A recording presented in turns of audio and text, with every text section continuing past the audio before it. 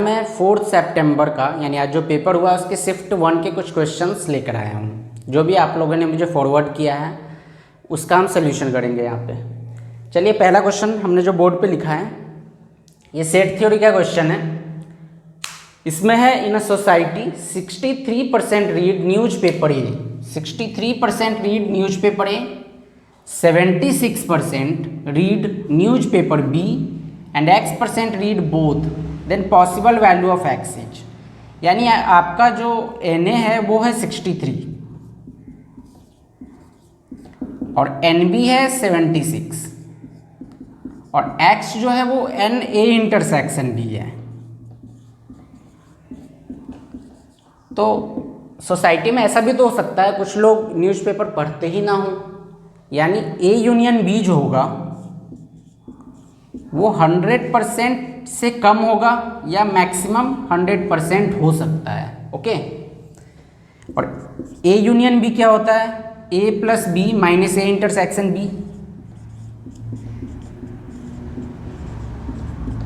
इससे आपको X मिल जाएगा ग्रेटर इक्वल 39, X यानी 39 से ज़्यादा होना चाहिए। तो 39 से कम वाले ऑप्शन तो रिजेक्ट हो गए। अब दो ऑप्शन है 39 से ज़्यादा। तो अब ये भी बात है इंटरसेक्शन जो होता है वो इन दोनों सेट A और B से बड़ा ज़्यादा नहीं हो सकती उसकी वैल्यू, ना A से ज़्यादा हो सकती है ना B से ज़्यादा हो सकती है। हाँ उनके बराबर हो सकती है। तो बराबर किसकी होगी? जिससे वो जो मिनिमम सेट है, आप देखो ना ये सेट A है ये B है, ये इंटरसेक्शन होता है, ये इन दोनों से छोटा होगा या उसके बराबर हो सकता है जो कम एलिमेंट कंटेन करता है। यानी ये मैक्सिमम इंटरसेक्शन 63 हो सकता है, यानी x की वैल्यू 63 से छोटी होनी चाहिए। तो 63 से छोटी है तो ग्रेटर है, यानी हमारा ऑप्शन C 55 होगा इस क्वेश्चन का आंसर। तो ये काफ़ी सिंपल क्वेश्चन था, बहुत ही सिंपल क्वेश्चन था ये। चलिए नेक्स्ट क्वेश्चन करते हैं। नेक्स्ट क्वेश्चन है मैट्रिक्स का, ऑप्शंस नहीं है इसका मेरे पास। क्वेश्चन क्या है देखते हैं। इसमें आपको एक मैट्रिक्स गिवन है A और this is equal to cos theta I sine theta cos theta और I मतलब आयोटा, A की पावर 5 है, ABCD। तो कुछ इस ABCD में ही रिलेशन फाइंड करना है। तो मैं क्या करूँगा, आपको ABCD निकाल के दिखा दूंगा, फिर रिलेशन आप देखना क्या निकालना था। तो आप A² यानी इसको इसी से जब मल्टीप्लाई करोगे, A² यानी इसी को A को A से,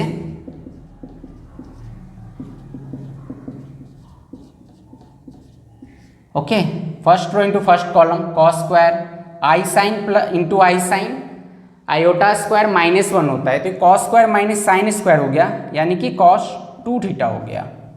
okay, cos sine plus sine cos, 2 sine cos sine 2 theta हो गया। सिमिलरली ये साइन 2 थीटा हो गया, ये कॉस 2 थीटा हो गया।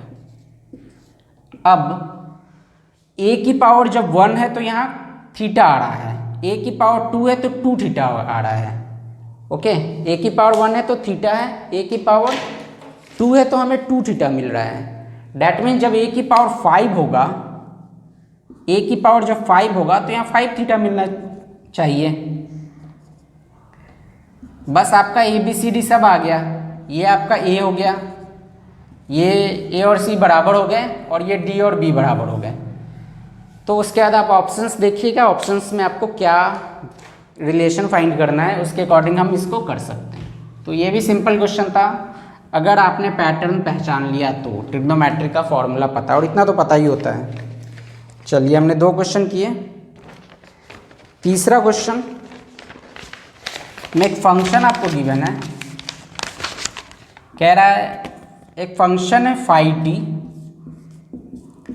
This is 5/12 minus t² plus T, और कह रहा है इस फंक्शन की जो मैक्सिमम वैल्यू होगी, इसकी जो मैक्सिमम वैल्यू है वो है eccentricity of ellipse X square by A square plus Y square by B square equal 1। इस इलिप्स की सेंट्रिसिटी फाई की मैक्सिमम वैल्यू है। तो और इलिप्स का लैटिस रेक्टम 10 गिवन है और हमें फाइंड करना है ए स्क्वायर प्लस बी स्क्वायर क्या होगा, ए स्क्वायर प्लस बी स्क्वायर क्या होगा। ओके, आइए देखते हैं कैसे करेंगे इसको।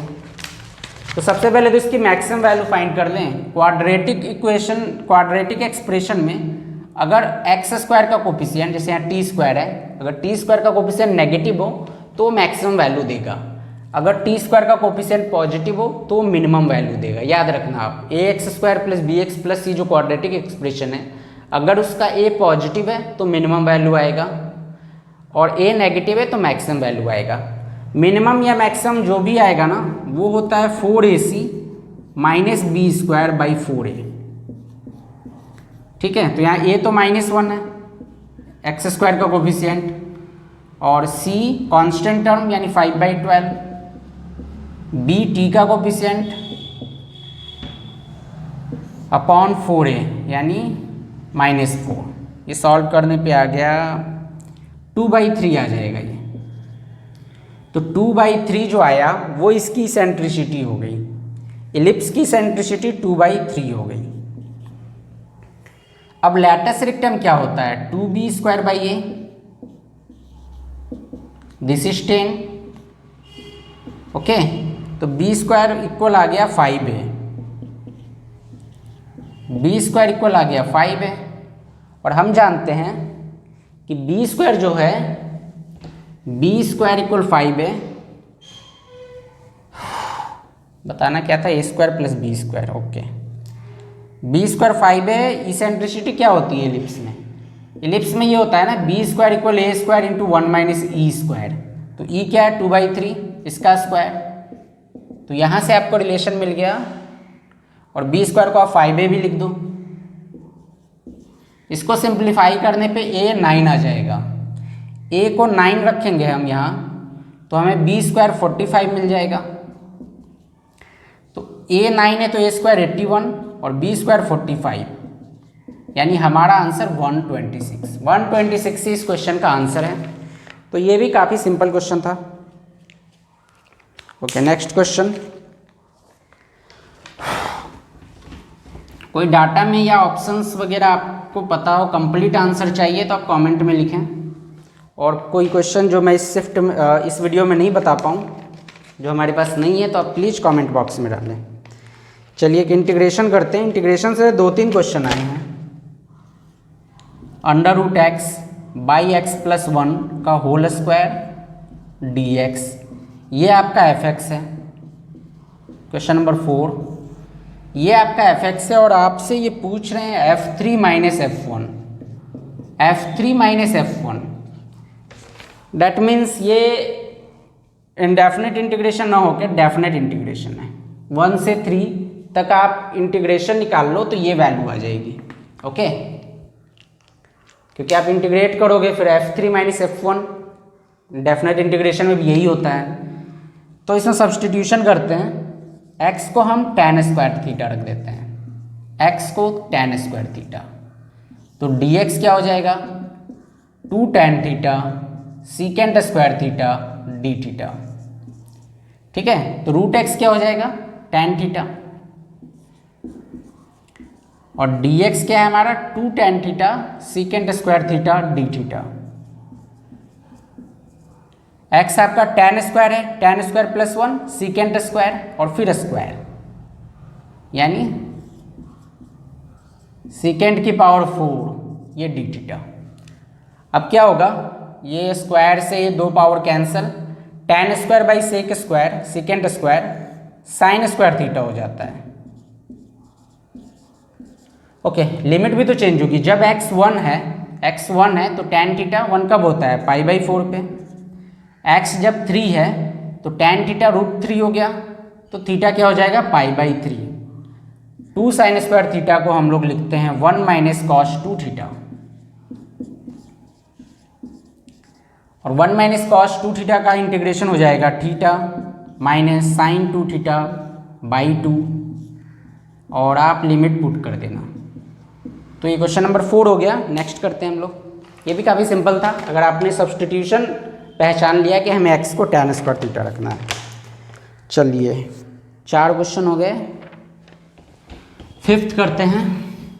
ये क्वेश्चन डेरिवेटिव का है, बहुत ही सिंपल है। Question number 5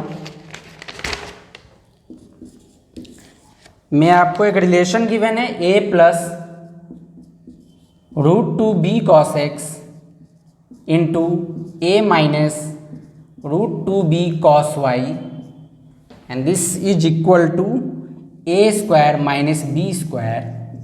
we have to find dx by dy,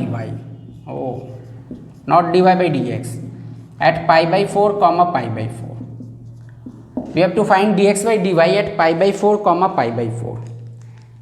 तो जब भी ऐसा क्वेश्चन हो एक्स वाई में आप प्रोडक्ट रूल लगा के भी आप कर सकते हो, या इसको इधर ले आओ इक्वल 0 और इस पूरे फंक्शन को हम f मान लेते हैं।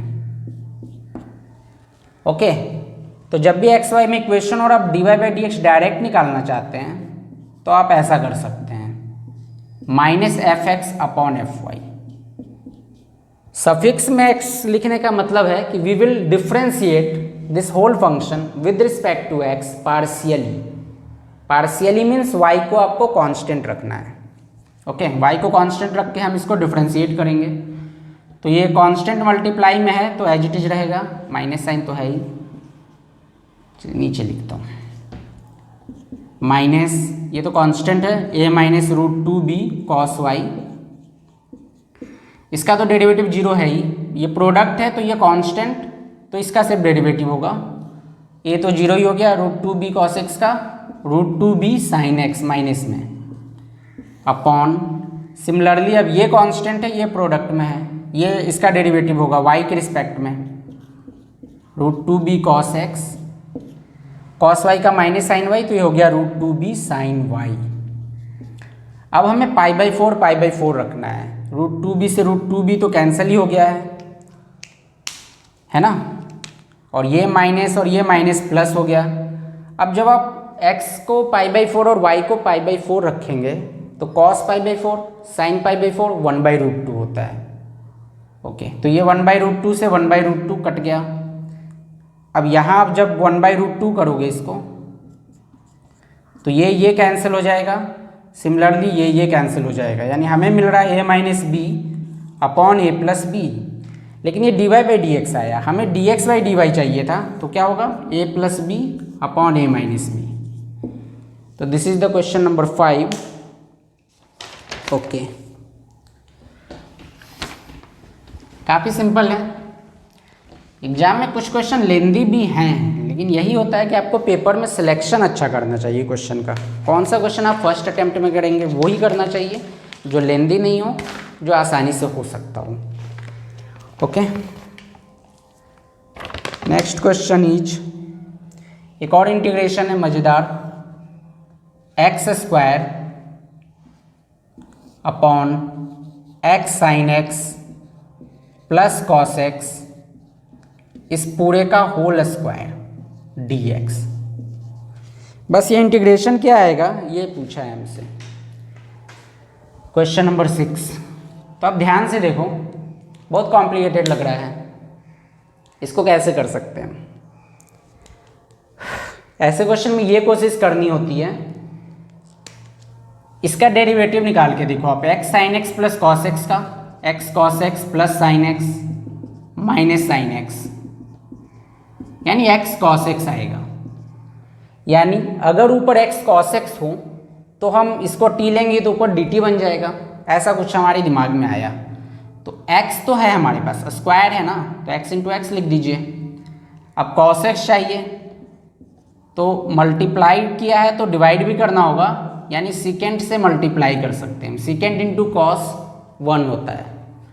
अब हम क्या करेंगे, डिनोमिनेट, ये पूरा फंक्शन एक साथ है, x cos x upon x sign X plus cos X का होल स्क्वायर, ये फंक्शन साथ में है। तो अब आप बाय पार्ट्स लगा सकते हो, आप इसको मान लो फर्स्ट फंक्शन u और इस पूरे को मान लो सेकंड फंक्शन v। क्यों? क्योंकि इसका इंटीग्रेशन आसान है। जब आप इसको t लेंगे तो ऊपर dt बन जाएगा और ये हो जाएगा dt बाई टी स्क्वायर। जो v का इंटीग्रेशन करोगे dt बाई टी स्क्वायर यानी -1 बाई टी, और t हमारा x sin x plus cos x है। तो बाई पार्ट्स में हम क्या करते हैं, u को एज इट इज और v का इंटीग्रेशन करते हैं। v का इंटीग्रेशन है -1 बाई टी यानी -1 by x sine X plus cos x,